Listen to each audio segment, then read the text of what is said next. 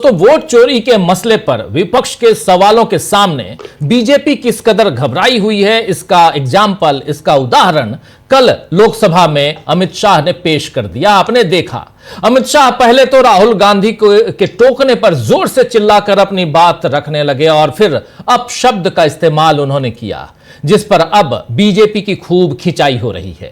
राहुल गांधी ने तो कल ही बता दिया था कि अमित शाह का चेहरा देखिए, वो डर गए हैं। आज फिर राहुल गांधी ने बताया कि अमित शाह मेंटली प्रेशर में थे, मानसिक दबाव में आकर क्या हालत हो गई थी अमित शाह की। राहुल गांधी बता रहे हैं कि अमित शाह के हाथ कांप रहे थे, उन्होंने गलत लैंग्वेज का इस्तेमाल किया। राहुल ने यह भी बताया कि मैंने वोट चोरी से जुड़ी जो बातें कही उसका गृह मंत्री ने कोई जवाब नहीं दिया और न ही प्रेस कॉन्फ्रेंस पर डिबेट करने के लिए जो सीधा चैलेंज किया उसका भी कोई जवाब उधर से यानी अमित शाह की तरफ से आया। अब प्रेस कॉन्फ्रेंस तो बीजेपी की दुखती रग है, ये आप जानते ही हैं। नरेंद्र मोदी ने तो 11 सालों में कोई भी प्रेस कॉन्फ्रेंस नहीं की और जैसा उनका हाल है आगे भी वो नहीं करेंगे, ये तय है। अमित शाह कभी कभार प्रेस कॉन्फ्रेंस में सामने आते हैं, प्रेस कॉन्फ्रेंस लेकर आते हैं, लेकिन पत्रकारों को जवाब देना है या नहीं देना है ये खुद ही तय करते हैं। जैसे कल लोकसभा में उन्होंने यानी अमित शाह ने कहा था कि मैं तय करूंगा कि मैं किस क्रम में बोलूं। दरअसल हुआ यह था कि राहुल गांधी खड़े हुए और राहुल गांधी ने कहा कि जब अमित शाह मेरी ही प्रेस कॉन्फ्रेंस पर इतनी बातें कर रहे हैं तो चलिए let's have a debate on press conference, on my press conference. यानी मेरे प्रेस कॉन्फ्रेंस पर जो मैंने किए हैं 3 प्रेस कॉन्फ्रेंस जिसमें मैंने एटम बम और बाकी यानी चुनावों का में जो धांधली हुई है, चोरी हुई है, वोटों की चोरी हुई है, उसका खुलासा किया है, उसी पे डिबेट कर लेते हैं। इसके बाद अमित शाह नाराज हो गए और किस कदर नाराज हुए कि उन्होंने यह कहा कि मैं क्या बोलूंगा, किस क्रम में बोलूंगा, यह मैं तय करूंगा। आइए जरा सुन लीजिए कल क्या कह रहे थे अमित शाह, सुनिए। मान्यवर, पहली बात मैं स्पष्ट करना चाहता हूं, मैं 30 साल से विधानसभा और संसद में जनप्रतिनिधि के रूप में चुनकर आता हूं। मुझे लंबा अनुभव है संसदीय प्रणाली का।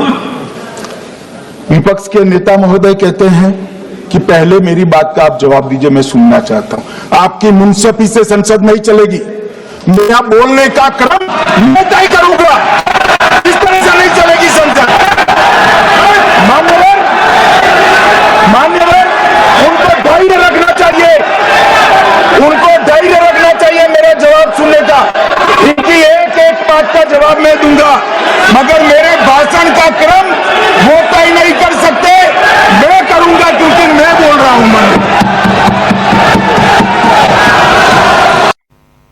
तो मेरे भाषण का क्रम वो तय नहीं कर सकते। कैसे तमतमा गए, कैसे तिलमिला गए यहां अमित शाह, आप समझ सकते हैं। लेकिन राहुल गांधी ने कहा क्या था, जरा सुन लीजिए राहुल गांधी ने क्या कहा था, सुनिए।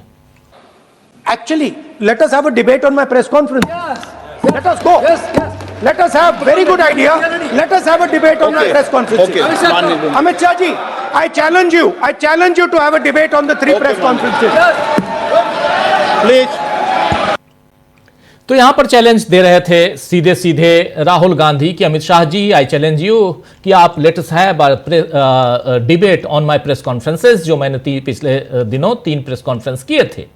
वैसे ही जैसे अमित शाह प्रेस कॉन्फ्रेंस में भी तय करते हैं कि कौन पत्रकार उनसे सवाल पूछेगा, कौन नहीं पूछेगा, वही रिफ्लेक्शन कल यहां दिख रहा था कि मैं अपना क्रम खुद तय करूंगा। खैर, आप भाषण दे रहे हैं, आप ही तय करेंगे कौन आपको कब क्या बोलना है, लेकिन फिर भी जब आप सामने वाले के ऊपर आरोप लगा रहे हैं तो फिर जवाब सुनने के लिए भी आपको तैयार रहना चाहिए। और ऐसे में अगर राहुल गांधी जैसे अकेले पत्रकारों के सामने खुले सवालों के साथ उन्हें बैठा दिया जाए तो क्या होगा, शायद इसकी कल्पना से ही बीजेपी हड़बड़ा रही होगी या हड़बड़ा जाएगी। खैर, राहुल गांधी का चैलेंज न मोदी स्वीकार करेंगे और न ही अमित शाह, लेकिन विंटर सेशन में वंदे मातरम और चुनाव सुधार, इन दोनों पर चर्चा भी बीजेपी के लिए किसी चुनौती से कम नहीं है, क्योंकि इसमें बीजेपी की तरफ से जितने भाषण दिए जा रहे हैं सब में उनके इतिहास की पोल तो खुल ही रही है। इतिहास और भारत के समाज को लेकर उनकी समझ की पोल भी खुल चुकी है। साथियों, आपको याद होगा कि वंदे मातरम पर चर्चा के भाषण में पीएम नरेंद्र मोदी ने बंकिम चंद्र चट्टोपाध्याय, जिनकी रचना है वंदे मातरम, उन्हीं यानी बंकिम चंद्र चट्टोपाध्याय या बंकिम चंद्र चटर्जी, इनके लिए बंकिम दा का शब्द का इस्तेमाल किया था। बंकिम दा इस शब्द का इस्तेमाल किया और इस पर टीएमसी ने आपत्ति जताई थी। अब टीएमसी सांसद सौगत राय ने कैसे मोदी से माफी की मांग की है, ये जरा उनकी बात सुन लेते हैं। सौगत राय बदल लिया लेकिन माफी की मांग। बंकिम चंद्र चट्टोपाध्याय को हम बंगाल में ऋषि बंकिम कहते हैं और उन्हें प्रधानमंत्री नरेंद्र मोदी बंकिम दा कहते हैं, जैसे वो किसी पाड़े में रहने वाले छोटे लड़के हैं। पाड़ा मतलब एक किसी गांव मोहल्ले में रहने वाले एक छोटे से लड़के हों जिनको आप ऐसे बंकिम दा कह रहे हैं। उन्होंने अपने बयान को बदल लिया है, ये कह रहे थे अभी आपने सुना सौगत राय, और लेकिन माफी नहीं मांगी। माफी मांगी जानी चाहिए, ये बात टीएमसी सांसद ने कही है। बंगाल चुनाव के पहले मोदी ने बड़ी हसरतों से वंदे मातरम को मुद्दा बनाया था, लेकिन जैसे पिछले चुनाव में दीदी और दीदी कहना भारी पड़ गया, इस बार क्या बंकिम दा कहना भारी पड़ेगा, यह देखना होगा। वैसे ममता बनर्जी तो अभी से बंगाल में नरेंद्र मोदी और अमित शाह पर सख्ती दिखा रही हैं। आज ममता बनर्जी ने नादिया जिले के कृष्णानगर में एक रैली में अमित शाह पर बड़ा हमला बोलते हुए कहा है कि देश का गृह मंत्री खतरनाक है।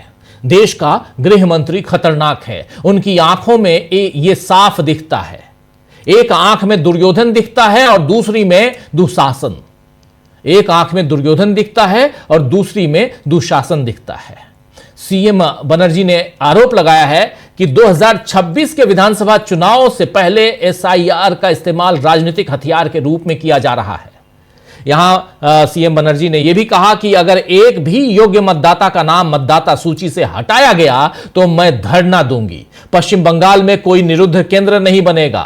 वे वोटों के इतने भूखे हैं कि चुनाव से ठीक 2 महीने पहले एसआईआर करवा रहे हैं।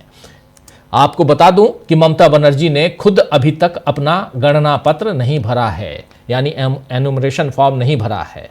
बीजेपी पर बड़ा हमला बोलते हुए ममता बनर्जी ने और आगे क्या कुछ कहा, उन्होंने कहा कि क्या अब मुझे दंगाइयों की पार्टी को अपनी नागरिकता साबित करने की जरूरत है। सबसे लास्ट में देखिए, क्या अब मुझे दंगाइयों की पार्टी को अपनी नागरिकता साबित करने की जरूरत है, ममता बनर्जी कह रही हैं बीजेपी के लिए। तो ममता बनर्जी के ये तीखे तेवर बता रहे हैं कि मोदी और अमित शाह के लिए बंगाल में टिकना काफी मुश्किल हो सकता है आने वाले चुनाव में। वैसे भी ममता बनर्जी अपनी जिद की कितनी पक्की हैं, यह देश ने सिंगूर में उनकी भूख हड़ताल के वक्त देश ने देख ही लिया था। सिंगूर आपको पता होगा। बहरहाल एसआईआर का मुद्दा बीजेपी के लिए मुश्किलें बढ़ाता जा रहा है। चुनाव आयोग भी जिस तरह तारीखों में बदलाव कर रहा है, उससे बीजेपी ही सही साबित हो रहा, बीजेपी के सामने विपक्ष ही सही साबित हो रहा है। आप याद कीजिए कि पहले 12 राज्यों में 4 दिसंबर तक ही फॉर्म भरने की आखिरी तारीख थी। फिर कम समय होने की शिकायतें बढ़ी और बीएलओज पर बोझ बढ़ा, दबाव बढ़ा, तो यह तारीख 11 तारीख तक कर दी गई, यानी आज तक कर दी गई। आज 11 दिसंबर है और आज आखिरी तारीख थी। और आज फिर चुनाव आयोग ने 6 राज्यों के लिए नई तारीखें बताई हैं। अब तमिलनाडु में, यह देखिए फॉर्म, राज्य है तमिलनाडु में फॉर्म भरने की तारीख जो है वो अब 14 दिसंबर 2025 कर दी गई है और प्रकाशन की तारीख यानी जो फर्स्ट ड्राफ्टेड लिस्ट आएगी वो 19 तारीख कर दी गई है, 19 दिसंबर तमिलनाडु में। इसके बाद आप आइए, तमिलनाडु के बाद गुजरात आइए। गुजरात में फॉर्म भरने की तारीख 14 दिसंबर है, वही जैसे तमिलनाडु में है, और प्रकाशन की तारीख हो गई है वही 19 दिसंबर। इसके बाद मध्य प्रदेश आइए। मध्य प्रदेश में फॉर्म भरने की तारीख 18 दिसंबर कर दी गई है और 23 दिसंबर को 23 दिसंबर को वहां लिस्ट आएगी जो ड्राफ्टेड लिस्ट है। और मध्य प्रदेश के बाद छत्तीसगढ़ आइए आप, तो छत्तीसगढ़ में भी फॉर्म भरने की तारीख अब 18 कर दी गई है और उसके बाद 23 दिसंबर को यहां भी प्रकाशन होगा। अंडमान और निकोबार में फॉर्म भरने की तारीख 18 दिसंबर है, वैसे ही जैसे मध्य प्रदेश और छत्तीसगढ़ में है। और यहां पर प्रकाशन की तारीख यहां भी, यानी ड्राफ्टेड लिस्ट की तारीख जो मतदाता सूची है उसकी तारीख 23 है, 23 दिसंबर 2025। और उत्तर प्रदेश में सबसे ज्यादा बढ़ाया गया है। उत्तर प्रदेश में फॉर्म भरने की तारीख 26 दिसंबर कर दी गई है। कहां 14, कहां 18, लेकिन उत्तर प्रदेश में 26 दिसंबर। और ड्राफ्टेड लिस्ट जो आएगी वो 31 दिसंबर को, 31 दिसंबर 2025, मतलब ये साल का आखिरी दिन, उस दिन। एसआईआर का हाल भी जीएसटी और नोटबंदी जैसा हो रहा है। जिसमें बार बार नियम बदले गए हैं, क्योंकि बीजेपी सोच समझकर फैसले ले ही नहीं सकती। आपने अभी देख लिया कैसे संचार साथी ऐप के साथ हुआ। बहुत सारे ऐसे फैसले हैं जिसमें बार बार उसे बैकफुट पे जाना पड़ता है बीजेपी को। वैसे संसद में अब भी बीजेपी खुद को सही बता रही है, हालांकि इससे विपक्ष के सवाल खत्म नहीं हो रहे हैं। आज भी संसद में चर्चा हुई। कल अमित शाह ने राहुल गांधी के सारे सवालों के गोलमोल जवाब दिए और आज इस पर नगीना से सांसद चंद्रशेखर ने बड़ा हमला बोला है और कि बीजेपी दूसरे तरीके से गरीबों, दलितों, पिछड़ों, आदिवासियों और अल्पसंख्यकों के वोट काटना चाहती है। सुनिए जरा चंद्रशेखर। यहां पर नगीना से सांसद चंद्रशेखर जो अपनी बात रख रहे थे, बहुत महत्वपूर्ण बातें, और खुद को गरीब का बेटा बताकर 3 बार के सीएम रहने के बाद पीएम नरेंद्र मोदी ने खूब सहानुभूति बटोरी, लेकिन असल में गरीबों के हित की बात आए तो पीएम नरेंद्र मोदी उनके साथ खड़े दिखाई नहीं दे रहे हैं। और यही बात यहां चंद्रशेखर ने कही है। चंद्रशेखर की बात से यही जाहिर हो रहा है। आज चर्चा हो रही थी उसी एसआईआर पर, उसी चुनाव सुधार पर राज्यसभा में, और राज्यसभा में आम आदमी पार्टी से सांसद संजय सिंह जब अपनी बात रख रहे थे तो संजय सिंह और आसंदी पर बैठे हरिवंश दोनों के बीच जबरदस्त नोक-झोंक देखने को मिली। मामला यही चुनाव सुधार का है, लेकिन जब वहां चुनाव सुधार और एसआईआर की बात आती है तो आसंदी पर बैठे हुए जो वहां अधिकारी हैं, चाहे वो सभापति हो, उपसभापति हो, चाहे यहां लोकसभा के अध्यक्ष हों, वो क्यों तिलमिला जाते हैं, वो क्यों रोकने लगते हैं। एक नमूना देखिए, एक उदाहरण देखिए जरा, संजय सिंह को सुनिए। सर, उस दिल्ली के चुनाव में हमने बार बार शिकायत की चुनाव आयोग से। चुनाव आयोग चुनाव के दौरान दी गई शिकायतों को गंभीरता से लेने और उसका निस्तारण करने के लिए बना है। दिल्ली के अंदर जो नई दिल्ली कॉन्स्टिट्यूएंसी, अरविंद केजरीवाल जी की कॉन्स्टिट्यूएंसी, वहां पर सर चुनाव शुरू होने से पहले ही 42,000 वोट काट दिए गए। 42,000 वोट काट दिए गए। उसका कोई कारण पता नहीं क्यों काट दिए गए, वो 42,000 वोट काट दिए गए। मान्यवर इसी विधानसभा के क्षेत्र में लोकसभा के चुनाव में जिन मंत्रियों के घर में 3 वोट था, जिन सांसदों के घर में 5 वोट था, वहां किसी के घर में 33 वोट हो गया, किसी के घर में 26 वोट हो गया, किसी के घर में 22 वोट हो गया। और इसका सारा प्रमाण मान्यवर हम लोगों ने चुनाव आयोग को लिख कर दिया। तो आप तो कहते हैं मुसलमान देश की आबादी बढ़ा रहे हैं, आप तो 6-6 महीने में 18-18 साल के बच्चे बढ़ा ले रहे हैं, 33-33 वोट बढ़ा ले रहे हैं। ये कहां से आ रहे हैं? ये कहां से आ रही है? आबादी आपकी कैसे बढ़ रही है? दिल्ली में पूरी तरीके से आपने चुनाव का घपला किया, जिसका हम लोगों ने लिखित शिकायत दी थी। एक ही भारतीय जनता पार्टी के पदाधिकारी ने 11,000 वोट कटवाने के लिए शाहदरा में एप्लीकेशन दी थी। 24 बीजेपी के कार्यकर्ताओं ने 48 वोट कटवाने की एप्लीकेशन जनकपुरी में। सर चुनाव की सर सब चुनाव ऑलरेडी मानिए चुनाव की गड़बड़ी तो हम नहीं बोल सकते। हमारा टाइम जा रहा है, हमारा टाइम जा रहा है। Speak on the subject. आपका समय जा रहा है क्योंकि आप विषय से बाहर बोल रहे हैं। सर आप बताइए, चुनाव की गड़बड़ी पे मैं नहीं बोल सकता। सर मैं आपको बता रहा हूं, पूछना चाहता हूं, क्या चुनाव की गड़बड़ी पे मैं नहीं बोल सकता? आप बोल रहे हैं हो रही गड़बड़ियों पे नहीं बोल सकता। इलेक्शन रिफॉर्म्स के पक्ष और विपक्ष में हम इलेक्शन रिफॉर्म्स कैसे होगा जब गड़बड़ियां नहीं बताएंगे? सर उन चीजों के बारे में गड़बड़ियां बताएंगे तो रिफॉर्म्स कैसे होगा? में उठा चुके हैं जिन चीजों सर मैं आपसे हाथ जोड़कर पूछना चाहता हूं, एक सेकंड प्लीज सर, मैं आपसे विनम्रता पूर्वक पूछना चाहता हूं, चुनाव की गड़बड़ियों के बारे में अगर सदन को आपको नहीं बताऊंगा सर, तो उसका रिफॉर्म्स कैसे होगा? तो दिल्ली में अगर एक गड़बड़ी हुई है, जरूर आप बोले, आपका अधिकार है, पर स्पेसिफिक जो उदाहरण दे रहे हैं उसके बारे में पहले आप उठा चुके हैं, वो अमान्य हो चुकी है चीजें। प्लीज नहीं सर, नहीं सर, नहीं सर, आप सर आपका समय जा रहा है, please come on the subject. Delhi के अंदर बड़े पैमाने पर वोट काटे गए और चुनाव में खुलेआम गड़बड़ियां की गई। अब बात करते हैं, तो सुन रहे थे आप, यहां पर दिल्ली की बात हो या उसके बाद इन्होंने बिहार की भी बात रखी, लेकिन बोलने नहीं दिया गया। जब चुनाव सुधार की बात हो रही है तो चुनाव में हुई गड़बड़ियों के बारे में उसको इंगित अगर ना किया जाए, उसके बारे में बात ना बताई जाए, तो फिर आखिर सुधार की बात क्या कर सकते हैं? और यही बात यहां संजय सिंह कह रहे थे। तो आप देख लीजिए कि कैसे विपक्ष को दबाने की कोशिश होती है। आप सदन के अंदर रहें या सदन के बाहर रहें, और खासकर जब चुनाव में आप रहें, तो चुनाव में जिस लेवल प्लेइंग फील्ड की बात होती है, क्या वो लेवल प्लेइंग फील्ड मिल पाता है? उस ढंग के मैदान तैयार होते हैं, समतल मैदान, जहां पे दोनों पक्ष बराबरी से मुकाबला कर पाए।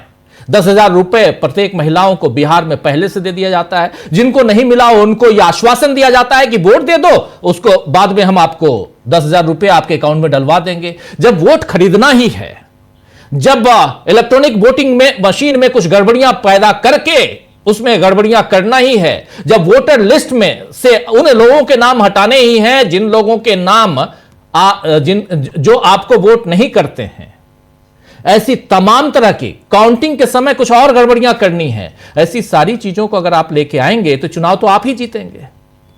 और उसके बाद जब चुनाव सुधार की बात होगी वहां पे आप बोलने नहीं देंगे, तो फिर क्या देश किस दिशा में जा रहा है, एक बड़ा सवाल है। लेकिन इन सवालों के बीच राहुल गांधी के नए दांव में कैसे फंसी है बीजेपी, यह चर्चा जरूरी है। इसलिए कि डूबते को तिनके का सहारा कहते हैं ना, यह तिनके का सहारा क्या है, इस चर्चा में अभी हम निकाल के लाते हैं कि तिनके का सहारा क्या है। राहुल गांधी की बात हम यहां क्यों कर रहे हैं, कल के उस बाइट को हमने राहुल गांधी और अमित शाह की बाइट को आपको क्यों दिखाया, यह भी समझेंगे। हमारे साथ कुछ वरिष्ठ साथी जुड़े हुए हैं, वरिष्ठ साथियों से आपकी मुलाकात करवाता हूं, फिर आगे बढ़ते हैं। देखिए, इस वक्त 5 वरिष्ठ साथी हमारे साथ जुड़े हुए हैं। हमारे साथ हैं अमलेंदु उपाध्याय जी, प्रशांत टंडन जी, शकील अख्तर जी, प्रफुल्ल कोलख्यान जी और धनंजय जी। आप पांचों का पहले ट्वीट आया है, नरेंद्र मोदी और डोनाल्ड ट्रंप की मुलाकात हुई है। अमलेंदु जी, बात हुई है, मुलाकात नहीं, बात हुई है। वैश्विक परिस्थिति की बात कर रहे हैं प्रफुल्ल जी, वैश्विक परिस्थिति किधर है, और डोनाल्ड ट्रंप का जिक्र आते ही क्यों नरेंद्र मोदी थोड़ा सा दबे हुए, झुके हुए नजर आते हैं। ये इस पे तो चर्चा हम करते रहे हैं, लेकिन अभी आप अपनी बात रख सकते हैं। लेकिन उसके अलावा जो सदन में हुआ और उसमें अमित शाह बॉडी लैंग्वेज की बात हो रही है, चाहे अमित शाह की बॉडी लैंग्वेज की बात हो, चाहे राहुल गांधी, कौन आगे कौन पीछे? राजीव जी, एक तो देखिए आगे पीछे का मसला तो ये है कि चूंकि लौह पुरुष हैं अमित शाह जी, और बीच में उनका एक पोस्टर बड़ा चर्चा में रहा था, मेरा जीवन ही मेरा संदेश। जी जी, वो जानबूझ के बनाया है चूंकि उनका, हाँ, वो चाणक्य की छोटी चीज़ है असल में राजीव जी, जो लौह पुरुष हैं, क्योंकि उनका एक पोस्टर था बड़ा वायरल हुआ था, मेरा जीवन ही मेरा संदेश है। हालांकि वो गांधी जी का शायद कथन है, वहाँ से चोरी किया गया होगा, तो बहरहाल वो लिया गया कि मेरा जीवन ही मेरा संदेश है। तो अमित शाह जी का जीवन ही अमित शाह जी का संदेश है। तो जीवन भाई आपका जो है वो अपने जीवन को साथ रखिए। संसद में जीवन काहे लेकर चले आते हैं, तो संसद में अमित शाह जी अपना जीवन लेकर चले आए। लेकिन राजीव जी, जो लौह पुरुष हुआ करते थे भारतीय जनता पार्टी के पीएम इन वेटिंग रहे लालकृष्ण आडवाणी जी, उन्होंने एक बार डॉक्टर मनमोहन सिंह के लिए नाकारा या नालायक शब्द का इस्तेमाल कर दिया था, और उसके बाद फिर बाकायदा हाथ जोड़कर माफी जो थी वो आडवाणी जी ने मांगी थी। तो ये राजीव जी माफी मांगने का था, मतलब थोड़े से संस्कार थे, संघ से नहीं आए थे सीधे सीधे। आडवाणी जी पहले पाकिस्तान में रहे, फिर वहां से चले आए यहाँ, तो बाद में संघ के संस्कार सीखे होंगे उन्होंने। लेकिन अमित शाह जी ने सीधे सीधे संघ से संस्कार लिए हैं। तो ये संघ के संस्कार जो है वो, ये भाई आपका जीवन आपका संदेश है, तो आपने अगर संघ से कोई संस्कार लिए तो उन्हें भाई घर पे रखो, संघ की शाखा में रखो, संसद में उन संस्कारों को लेकर क्यों चले जाते हो। बहरहाल राजीव जी ये उन्होंने किया। लेकिन ये जिस तरीके से राजीव जी अब ये मुद्दे को बनाना चाहते हैं, तो सब वंदे मातरम को जिस तरीके से पहले मुद्दा बनाने की कोशिश की, और इसके जरिए राजीव जी मैंने पहले भी कहा था कि ये वहां जाकर बंगाल के चुनाव में ये बंकिम बाबू वर्सेस गुरुदेव रविन्द्रनाथ टैगोर कराना चाहते हैं। डिवाइडर इन चीफ जो हैं ये वहां जाकर वही करना चाहते हैं। तो इनकी जो है कुल मिलाकर रीति नीति है। लेकिन यहाँ राजीव जी एक तो मोदी जी को थोड़ा सा इतिहास से सबक सीखना चाहिए। हालांकि इस समय दुनिया के सबसे बड़े इतिहासकार नरेंद्र मोदी ही हैं, और उसके बाद अमित शाह जी हैं। चूंकि आजकल इतिहास यही लिख रहे हैं दो लोग, तो ये बड़े इतिहासकार हैं दोनों। लेकिन फिर भी जो है छोटी मोटी चीजें जो होती हैं इतिहास से सबक सीखना चाहिए। राजीव जी, जब बांग्लादेश नहीं बना था और पूर्वी पाकिस्तान हुआ करता था, तो पहले तो वहाँ उर्दू जो थी वो राजभाषा घोषित की गई, और उसके बाद फिर जब पाकिस्तान की सरकार ने रविंद्र संगीत पर प्रतिबंध लगाया, और उसके बाद एक ज़बरदस्त आंदोलन था वो पूर्वी पाकिस्तान में शुरू हो गया, और उसका नतीजा ये निकला कि बांग्लादेश का उदय हुआ और पाकिस्तान बच गया। तो मोदी जी, अगर आप इस आग से खेलना चाहते हैं कि आप बंकिम बाबू को बरक्स खड़ा करके गुरुदेव रविन्द्रनाथ टैगोर का अपमान करेंगे, तो इतिहास से सबक ले लीजिए। आपकी पार्टी वहाँ टुकड़े टुकड़े हो जाएगी। हालांकि आप तो हैं टुकड़े टुकड़े गैंग के लोग, हो जाएगी, कोई अंतर नहीं, लेकिन वहां भी टुकड़े टुकड़े हो जाएंगे। तो इस जरा आग से थोड़ा कम खेला कीजिए। दूसरी बात यह कि क्या नरेंद्र मोदी जी ने आज तक कोई आंदोलन किया कि भाई आरएसएस की शाखा में वंदे मातरम क्यों नहीं गाया जाता? मोदी जी करते हैं एक आंदोलन कि भाई वंदे मातरम जो है वो आरएसएस की शाखा में गाया जाए, इसका मुख्य राष्ट्रीय गीत बनाया जाए। नहीं किया मोदी जी ने कोई भी आंदोलन। बहरहाल ये उनके अपने मसले हैं कि वो कर सकते हैं क्या नहीं कर सकते हैं।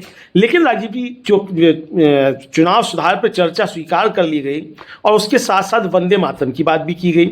साहब इस पर भी चर्चा होगी, तो पहले वंदे मातरम पर चर्चा हो जाए।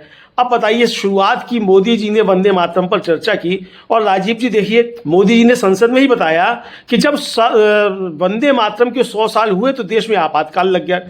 और राजीव जी दुर्भाग्य देखिए कि जब 150 साल हुए तो मोदी जी संसद से गायब हो गए चर्चा में से।